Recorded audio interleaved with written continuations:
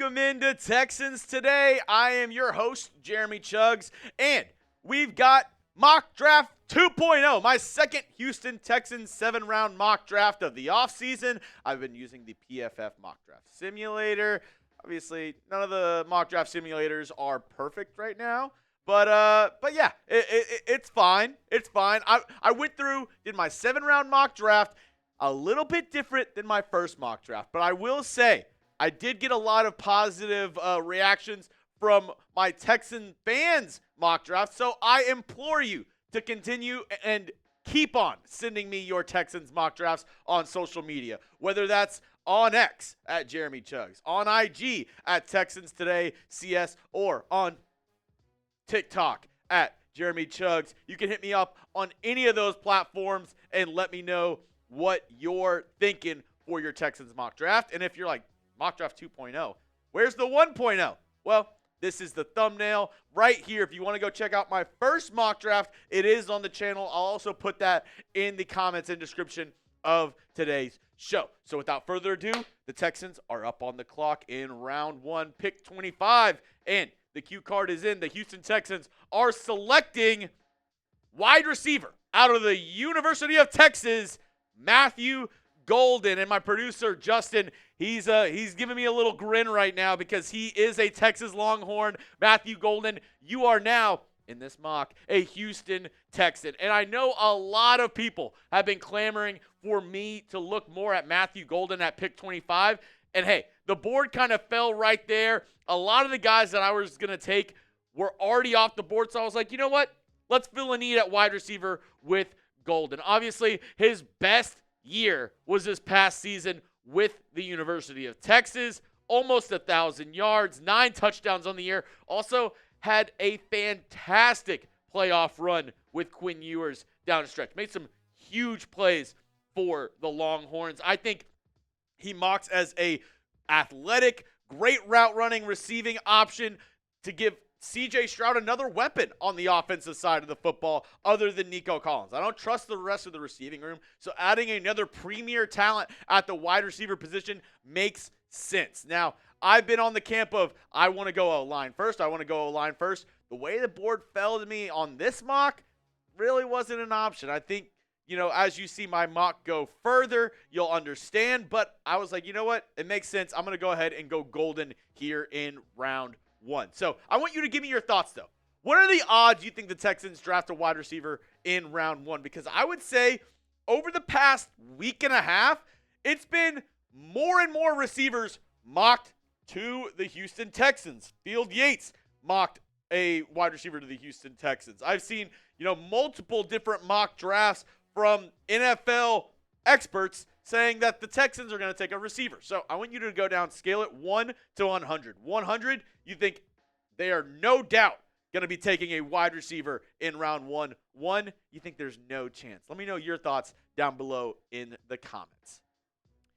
So round 2, pick 57, I circled back and I said, you know what, I'm not going to go without getting an O lineman in the beginning of this draft. So I got Jonah Savaiinaea from the University of Arizona. Probably still saying that one wrong, but once the Texans draft him for real, I will for sure be getting this one right because the 6'5", 330-pounder is a behemoth and can definitely add some meat up front for this Texans offense. This past season for Arizona, 75.9 overall PFF grade, an 83 pass blocking grade, 64 run blocking grade, 4 sacks allowed, only 1 penalty.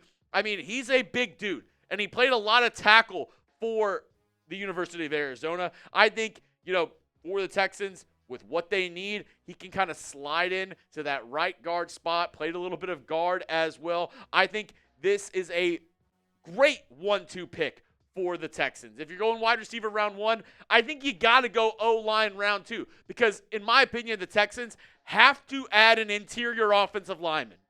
Whether that's a tackle that you're going to move to guard or somebody who has center guard flexibility in round 1 or 2. That is a must for me in this Texas draft. If you don't get him in round 1, that's fine with me. It has to be in the first 2 rounds, though. You got to get a blue chip prospect at the O-line position if you're the Houston Texans, because your O-line was that bad this year. They were a bottom 10 unit. You got to fix that. You got to make sure you're taking steps to keep C.J. Stroud upright, and I think with the first two selections, you really help out C.J. Stroud in this mock draft 2.0 that I have for the Houston Texans. Now we went offense.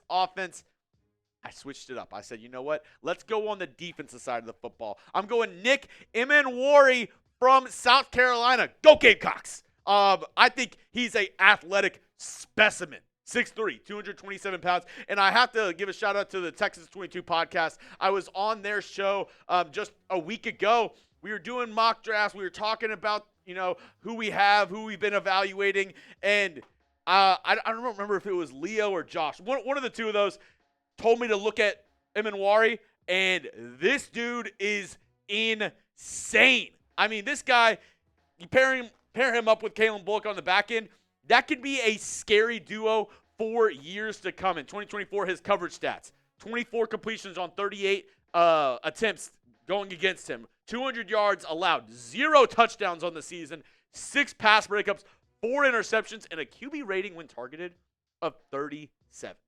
This dude's an animal, an absolute beast. I would love having Emmanwori in a Texans uniform. You look at the stats over the past 3 seasons. I mean, pretty solid year over year for Emmanwori. I love this pick in round 3. I don't know if he makes it all the way there to your pick in round 3, but if he does, I don't mind pulling the trigger right here and going safety. Now, I don't know what the Texans are going to do in free agency. Obviously, if they, re-sign Eric Murray, if they sign a safety, this might change how I view this pick. But for me, he was BPA. He was the best player on the board in round 3. So I locked it in. I sent in the card, and I went with Nick Emmanwori for my 3rd selection in this mock draft. Now, coming up in just a moment, my first mock draft trade. I didn't do any trades. I did no trades in my first mock draft. I said mock draft 2.0. Let's get a little spicy. Let's get a little out there with this mock draft. So my first mock trade coming up in just a moment. But first, got to give a quick shout out to our friends over at Fanatics. If you need some Texans gear for the summertime, going into the offseason, I got you covered with our friends at Fanatics. They have great deals, a bunch of hats on sale. Just go to chatsports.com/Texans hats. That basically tells them that we sent you over there. I'll put that link in the comments and description of today's video. But as you see right here, you have a bunch of different options. They have the secondary logos. They have, dad hats. They have flat bills. They have trucker hats. They even have this gym right here. Whatever kind of hat you want, they got you covered over at Fanatics. Once the draft hats come out, you'll be able to use this same link, chatsports.com/Texans hats, to get the brand new Texans draft hats. So make sure you have that tabbed and get ready for the draft hats to come out, because usually they're pretty fire. So I would go ahead and go check them out today with our friends over at Fanatics. So I know I teased a mock draft trade, but not yet, because I was there round 4, pick 125, and I saw Jack Kiser on the board. So I went ahead and I put it in. I made him the selection for round 4, pick 125. A couple reasons. One, I think the Texans could possibly move on from Christian Harris this offseason. They could save $3 million if they trade him. And the Texans, they were already talking to Kiser at the Senior Bowl. Had a nice discussion with him. A leader at Notre Dame. We know D'Amico loves him some linebackers. And he had some decent production there for the Fighting Irish. 90 tackles, 2 sacks, 1 PBU this past year. So I went ahead and made that the 4th round selection for your Houston Texans, getting a safety. Now they got a linebacker to add to that unit as well here in round 4. Now, finally, we have the trade. Trade alert. The 49ers and Texans have made a mock trade in this Texans mock draft 2.0, and it has the Texans moving back a little bit. I sat there on the board and I was like, I didn't love the value at anybody there at pick 166. So I thought to myself, hey, let's check the phones. And the one team that gave me a ring was the San Francisco 49ers. So I decided, let me move back just a little bit and recoup some picks. So they got the round 5 pick 166. They also got the round 7 pick 242. We moved back a little bit, but then we picked up an extra pick here in round 7, and then we also moved up in round 7. So instead of going all the way back to 242, we got 2 picks, basically 10, 12 picks earlier there, which with who I got in this mock, I actually love this trade. I know it doesn't seem like the Texans won this right now, but after you see who I got with these picks, I think that might change your tune. First, let's go to that round 6 pick. 186, I went ahead and selected Ollie Gordon, the second running back from Oklahoma State. Amazing character guy. And if Ollie Gordon came out last year, if he was eligible to come out of the draft last season, I think he'd be a round 2, round 3, round 4 guy. He was on fire in 2023. Look at those stats. Over 1,700 rushing yards in 2023. Now, the production dipped this past season. His offensive line sucked, but he still got 13 touchdowns, averaged 4.6 yards per carry. If you can get him in round 6, oh my goodness, you just fleeced the rest of the NFL. And he's not just a good runner. He's also able to catch the ball out of the backfield, as you see by these stats on screen right now. So, if the Texans are able to pair up a guy like Ollie Gordon with Joe Mixon, kind of have a dynamic rushing attack between the two of them, I absolutely love this pick, going Ollie Gordon in round 6. The value is sky high here. This might be one of my favorite picks of this draft. I'm a little biased because I covered Ollie Gordon in high school in the Dallas area. He's an awesome guy. I've met with him a couple of times. I've DM'd with him a little bit. Awesome character guy. Awesome guy in the locker room. If the Texans are able to get him in round 6, that would be an absolute steal. Speaking of steals, I think I got another one here in round 7, pick 227, Ty Robinson, defensive tackle out of Nebraska. And I know whenever I made the Jack Kiser pick, I didn't love the tackles that or defensive tackles that were on the board there for that value. So I had to circle back and see, are there any defensive tackles worth taking here, taking a stab out in round 7? And Ty Robinson, I would 100% take a stab at him in round 7. This past season for the Cornhuskers, 7 sacks, 13 tackles for loss, and 42 pressures. I mean, you're telling me in round 7 I could get somebody who you can potentially mold into an interior pass rusher to pair up with a Will Anderson Jr., a Danielle Hunter on the outside?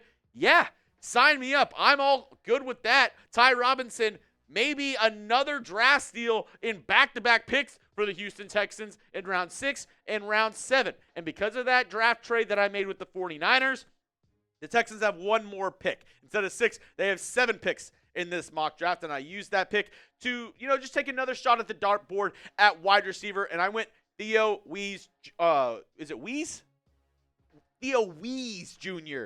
from Missouri, also played at the University of Oklahoma. Apparently is friends with one of our coworkers, Avery Pennington. I don't know the logistics of that. That's what she said. But this past year for Mizzou, 60 receptions, 884 yards, 4 touchdowns. I mean, he's not gonna, move mountains or anything, but as somebody who you take in round 7, I'd be willing to, add him and see how he pans out in preseason, how he pans out, because you need more wide receivers. You need depth there. So why not circle back? You picked it in round 1. I went ahead and picked it again in round 7 to just add a little bit of extra oomph, a little bit of extra depth there at the wide receiver spot. I did have another wide receiver on the board here, but it was Kyren Lacy. And all you need to do is just look up Kyren Lacy, and you'll see kind of the trouble of taking him even in round 7. I'd rather have somebody who I'm sure is going to be able to play this year in Theo Wease rather than Kyren Lacy. So I went ahead and picked the kid out of Mizzou. And if you weren't paying attention this whole time, here's my Texans mock draft 2.0. Go ahead, go down and give me a grade for my mock draft, A, B, C, D, or F. I'll be looking in the comment section. Be honest with me. Let me know what you think about my second Texans mock draft.